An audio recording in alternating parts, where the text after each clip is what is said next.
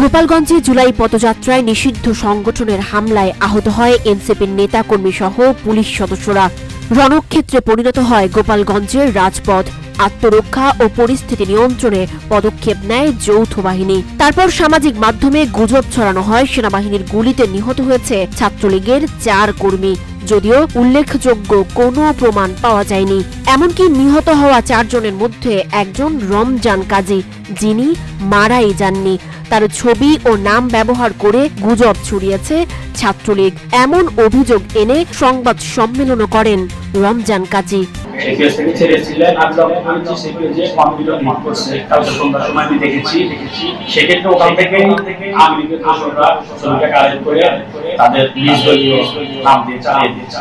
প্রশ্ন হলো, আসলেই কি মৃত্যুর সাথে জড়িত যৌথ বাহিনী নাকি প্রমাণ ছাড়াই গুজব?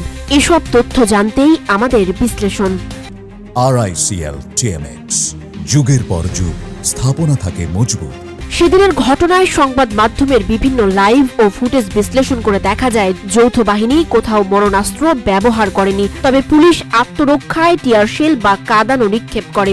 এদিকে ISPR থেকে বিবৃতি দিয়েও জানানো হয়, গুজব বা অপপ্রচারে বিভ্রান্ত না হয়ে ধৈর্য ধারণ এবং আইন শৃঙ্খলা বাহিনীকে সহযোগিতা করার জন্য সর্বসাধারণকে বিশেষভাবে অনুরোধ করা হলো। বাংলাদেশ সেনাবাহিনী দেশের সার্বভৌমত্ব ও জননিরাপত্তা রক্ষায় সর্বদা প্রতিশ্রুতিবদ্ধ। তবে প্রশ্ন হলো, তাহলে নিহত 4 জনের মৃত্যু কিভাবে হলো বা কারা এই খুন করলো? বিশ্লেষণে উঠে আসে চাঞ্চল্যকর সব তথ্য। প্রথমত, সেনাবাহিনীর গুলিতে নিহত নাকি কিলিং মিশন তা জানার জন্য প্রয়োজন ময়নাতদন্তের, কিন্তু 4 জনের কারোরই কোনো সুরতহাল ও ময়নাতদন্ত করতে দেয়নি স্থানীয়রা। এমনকি কোনো মামলাও করা হয়নি বিচারের দাবিতে। এখানেই দানা বাঁধে সন্দেহের। এবার নির্ভরযোগ্য সূত্রে উঠে আসে ভয়ঙ্কর চিত্র।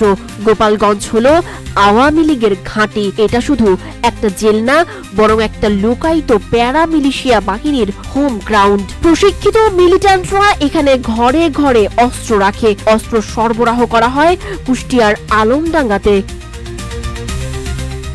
এনসিপির পদযাত্রাকে কেন্দ্র করে এই মিলিশিয়া বাহিনী প্রস্তুতি নেয় গণঅভ্যুত্থানের নায়কদের হত্যা করতে। এই জঙ্গি কার্যক্রমের জন্য 3 দিন ব্যাপী একটা ট্রেনিং ক্যাম্পও করে তারা, কিন্তু সমাবেশের দিন তাদের সব পরিকল্পনা ভেস্তে যায়। আন্তর্জাতিক মহলের কাছে সেনাবাহিনীর ভাবমূর্তি নষ্ট করতে করা হয় ভিন্ন পরিকল্পনা।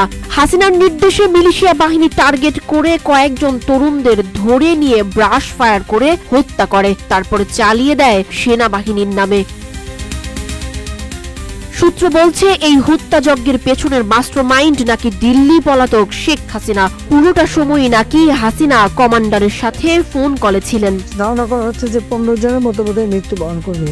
আমি তীব্র প্রতিবাদ জানাচ্ছি। গোপালগঞ্জের ঘটনায় যে 4 জন মারা গেছেন তা নিতান্তই আইন শৃঙ্খলা বাহিনীর বিরুদ্ধে একটি পৈশাচিক ষড়যন্ত্র অভিযোগ এনেছেন বিশেষজ্ঞরা। গত বছর এক গণহত্যা চালিয়ে নিজের কর্মীদের ফেলে ভারতে পালিয়ে যায় শেখ হাসিনা। আজ সেই 1 বছর পরে এসেও একই কায়দায় নিজের গ্রামের লোকদের হত্যা করে রাজনৈতিক ফায়দা আদায় করার উদ্দেশ্য। গোপালগঞ্জের ঘটনাগুলো কি নিছক রাজনৈতিক সহিংসতা, নাকি এর আড়ালে রয়েছে প্রশিক্ষিত দলীয় কমান্ডারদের ভয়ঙ্কর এক মিশন? এই প্রশ্ন এখন স্রেফ গুঞ্জন নয়, বরং জাতীয় নিরাপত্তার প্রশ্ন। তদন্ত হবে কিনা, সত্য বের হবে কি হবে না, তা সময়ই বলবে। তবে একটি কথা নিশ্চিত, গোপালগঞ্জ এখন শুধুই রাজনীতি নয়, এক রহস্যময় ক্রাইম জোন।